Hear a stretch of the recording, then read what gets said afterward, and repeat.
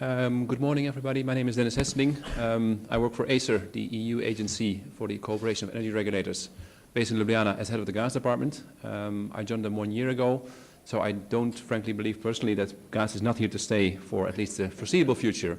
I think gas still has a role to play and will have a role to play in the European energy market. And I'll explain in this presentation first a bit about ACER as an institution, because it's quite new. A bit about the process we're doing on the European level to harmonize the internal energy market and work on the 2014 goal, as mentioned by Minister Omerzel. And then we'll go a bit more focused into the gas market in the region here, the southeast region, and see what is happening and what could be done, and also refer a bit to the energy community, which is very important here in the region.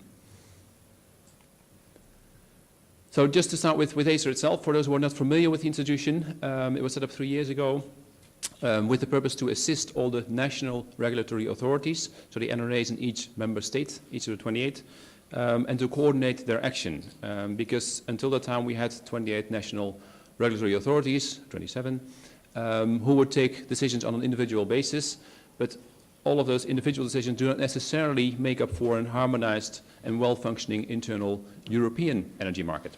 And so ACER was set up as a top layer on top of those national authorities to ensure that those decisions will be made in a coordinated way. We employ 75 people in Ljubljana at the moment, so it's a relatively small agency, and it means that in practice we will have to work a lot together with all the national regulatory authorities. So all the work, all the drafting work is done in working groups which consist of, let's say, 80% of people coming from national authorities rather than from ACER in Ljubljana. We're not a European energy regulator. We have very limited real powers when it comes to taking decisions as a national regulator can do. But if you look at the setup, the institutional setup under the third package, I think it's fair to say that we have a pretty important role to play in preparing the ground for the internal energy markets. The setup, for those who are not familiar with it, could be seen as follows. Next to the European Commission, there are two new players set up by the third package. One is ACER. The other one are, well, the two ENSOs, so the European umbrella organizations for the TSOs, one for electricity and one for gas. And where we are the kind of umbrella of the national regulatory authorities, the ENSOs are the umbrellas for the TSOs, one for all the electricity TSOs and one for all the gas TSOs. And if you look at how the process is done of developing rules on a European level, you will see that both the Commission, ACER, and ENSO-E and ENSO-G have their own role to play in order to ensure that all the perspectives are taken into account. The deadline was already mentioned by Minister Omerzel, the 2014 deadline for the internal energy market. It should be finalized. Now, you could question what exactly does it mean to finalize the internal energy market. Personally, I think it's never really finalized because the market keeps on evolving. So even if we put measures in place, you'll see that new developments, new technical developments, new market developments will come up and we'll have to react also from the regulatory point of view. What we understand it to mean is that all the network codes, or all the major network codes, so the rules, the binding rules on European level should be in place, even though maybe not all of them will be applicable and binding already, but the text should be there and agreed upon. We think the 10E regulation, which was adopted earlier this year, which is there to promote investment in energy infrastructure, should be in place. The project of common interest, similar to the one that Mr. Kovac will speak about later for the energy community, should be identified and should receive the first funding to make sure that the investment is underway. And also we try to speed up the process a bit by not waiting for all these rules to become legally binding, but by working on voluntary implementation, early implementation through the so-called regional initiatives. Are we on target? We will next week present the so-called market monitoring report in Brussels at the European Parliament and for the press a day later, which will give you an overview of the state of play of the European internal energy market, both electricity and gas, last year. So it's a backward-looking report. If you look at that report, you will see that the retail markets are still relatively uncompetitive. There's very limited integration on the retail market. It's still very many fragmented national retail markets. Still price regulation is very prevalent in almost half of the member states, both for electricity and for gas, which we see as a real limitation to developing a free and liberalized market and real price formation also for end consumers. Network access, we think, is improving in general, thanks to increasing transparency on the tariff side. So it's clearer now for users what they have to pay if they want to use capacity in electricity or in gas. Congestion, at least in gas, is going down, partly due to regulatory interventions on the capacity allocation side, congestion management side, but also due to demand, which is going down in gas overall for, I think, the third year in a row by 2-3% per year. So we do see a decrease in demand, which is partially driven by the economic crisis and partly maybe also by other factors like coal coming in, cheap coal coming in from the US for power plants. And then we are more and more trying to focus on the gas to power issues, because so far the whole setup has been to have a separate set of rules and institutions for gas and a separate one for electricity.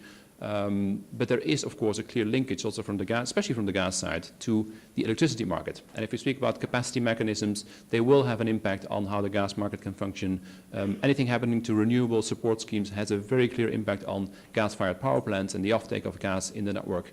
And we're trying to focus more as regulators to see what we can do, what we should be doing to make sure that the regulatory regimes between gas and electricity on a European level are aligned to such an extent that they don't form an unnecessary barrier for the gas market to be able to respond to flexibility changes which are needed in the electricity side. So we try to do everything we can from our side to make sure that gas remains competitive when it comes to as a fuel for gas-fired power plants. The Framework Guidelines and Network Codes is one of the main instruments that we have. This is kind of about the process of setting rules, binding rules in the end on a European level, both for electricity and for gas. It's a long process, and I'll briefly show you how it works in practice to give you an idea. It applies to various technical topics, both on electricity and on gas. Basically, we, from the ACER side, are responsible, as the regulators, we're responsible for developing the so-called framework guidelines, which are non-binding in nature, but they give strong guidance to what should become then a network code, which will become a binding text as an annex to the European regulation. The idea is that the framework guideline sets the objectives, so what should be achieved in a certain field, whether it's about capacity allocation or tariffs or something else. And then this is developed later on by a more detailed network code where the TSOs are more involved, and both of them go through consultation processes to make sure that all the market participants can input into the process and can tell us or tell the TSOs what they think is needed to make these rules working. The overall objectives are to contribute to non-discrimination, to an effective competition in the market, and this is then developed later on in the network code on a more detailed level. The whole process is quite elaborate. It's a classical, or almost classical European process, which means it is very secure, very open, transparent, but it also takes time. There's a price you pay for this kind of open process. It starts with the European Commission, who will each time, and it did so before the summer this year, run a consultation to ask the market basically what kind of rules would be needed, where certain changes in rules will be needed. And they'll put forward some topics, and they'll ask market participants, what is still needed in the market? Do we need something else or not? And then they'll get this input from the consultation, and they'll say, well, actually, we think this is the one that should be worked on next. Then they hand it over to us, to ACER, and they ask us to do a scoping exercise. Because we basically get a title. For instance, at the moment, we got rules for trading. Rules for trading is quite an open concept. It could be many different things. And so it's up to us to say, well, we'll go out to the market again and say, okay, what should be done in terms of rules for trading? What is needed to make trading on a European level easier and to get rid of national barriers when it comes to trading electricity or gas cross-border? And so we'll do an open round with stakeholders, with market participants, to see where they think certain regulatory interventions are still needed. Then it goes back to the Commission. We'll send them what we think the scope should be, what is in scope, what is out of scope.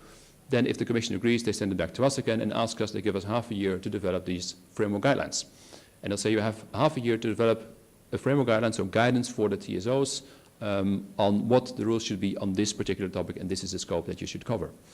We'll go out with a draft paper developed together with these national regulatory authorities. We'll go through a consultation, so anybody who is interested can look at the document, can give us their input, and we also respond by a general document explaining what kind of comments we have received and how we have taken them into account. It doesn't mean we always agree, because quite often there are conflicting views from different stakeholders, but at least we have to take into consideration